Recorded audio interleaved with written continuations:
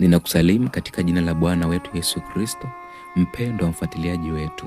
Na ninakukaribisha katika mwendelezo wa kujifunza lesoni, na leo ikiwa ni siku ya Jumatano yenye kichwa cha somo kisemacho Yesu Israeli mpya. Kabla ya kuendelea mbele, tupate ombi. Mungu wetu na rafiki yetu mpendwa, tunajinyenyekeza miguuni pako siku hii ya leo kwa ajili ya kujifunza na kusoma lesoni hii. Kubali kuwa na sisi, kubali kutuelewesha, ni katika jina la Yesu. Amina. Kuna Wakristo fulani leo wanaomwamini Yesu na bado wanajikuta wakitilia shaka hadithi zilizoandikwa katika vitabu vya Musa. Inaonekana wanataka kukubali utu wa Yesu na bado kukataa ushuhuda wa Musa. Wanafanya hadithi za Kutoka kuwa kama nyenzo za ibada tu ambazo hazina msingi wa kweli katika historia.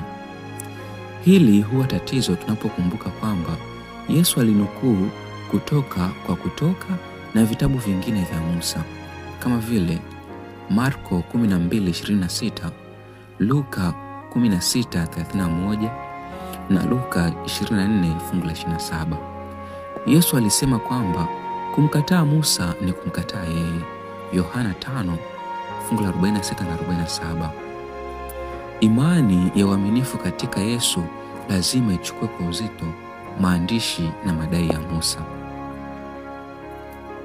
Maisha, huduma na utume wa Yesu hauwezi kueleweka ipasavyo ukitenganishwa na historia ya Israeli kama ilivyorekodiwa katika vitabu vya Musa. Kimsingi, Yesu mwenyewe alirudia historia ya taifa la Israeli.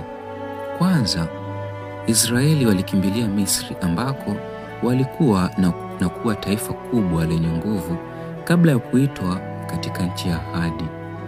Vivyo hivyo, Misri ikawa mahali pa kukimbilia kwa Yesu alipokuwa mtoto mdogo sana. Mathayo 2:14 na 15. Kama vile tu Yakobo aliyepewa jina jipya Israeli, Mwanzo 32:28, alikuwa na wana 12, Mwanzo 35:22. Yesu pia aliwaita wanafunzi 12, Mathayo 10:1-4, ambao wangetoka na kueneza mafundisho yake katika maisha ya watu wapya wa Mungu.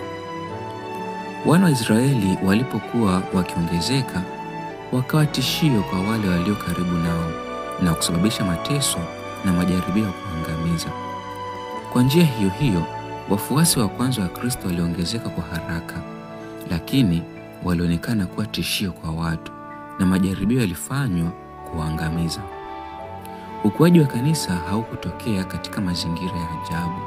Kama vile taifa la Israeli, maisha ya Kristo yalifuata kiolezo cha magumu. Mambo yalipoonekana kuwa mazuri katika huduma yake, bila shaka alikumbana na changamoto kubwa na vitisho kwa kazi yake. Huduma ya Kristo ilikuwa kwa kasi kama ilivyoandikwa katika Injili ya Marko. Hata hivyo, watu wengi sana wanaopigia kelele usikivu wa Kristo daima walikuwa tishio kwa mafanikio ya huduma yake. Yesu alijaribu kukengeusha usikivu ili kuepuka kuchochea upinzani. Ndio sababu nyakati fulani alijaribu kuwashawishi watu wasiwaambie wengine mambo yote ya kimuujiza ambayo alikuwa amewafanyia. Mambo ya kufanya: 1. Tafakari Kutoka sura ya 1 tena na utafute Yesu alipo. 2. Je, unamwonaje Yesu kwa njia tofauti au kumwona tena? 3. Je, ni ulinganifu gani mwingine unaona kati ya maisha na huduma ya Kristo na historia ya taifa la Israeli? 4. Je, umewahi kuona mafanikio katika kanisa yakileta matatizo usiyoyatarajia? Ulikabiliana nalo vipi? Bwana akubariki unapoendelea kutafakari.